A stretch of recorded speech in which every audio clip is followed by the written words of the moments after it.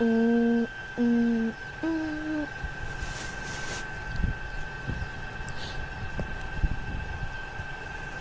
Dito sa bakuran ng Larry, nabigyan pa tuloy kami ng bibe, pangulam daw. Dinner? Huh? Coke? Let me get one, wait. Ayan, at ready na ang kalabaw. Pinasakay na siya ni Kuya Mar sa kariton. Babe! Babe!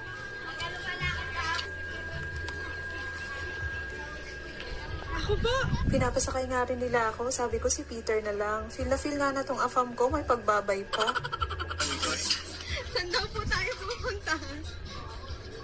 Dinala lang siya dun sa kalsada ni Kuya Mar para lang talaga ma-experience yung makasakay ng kariton at ng kalabaw.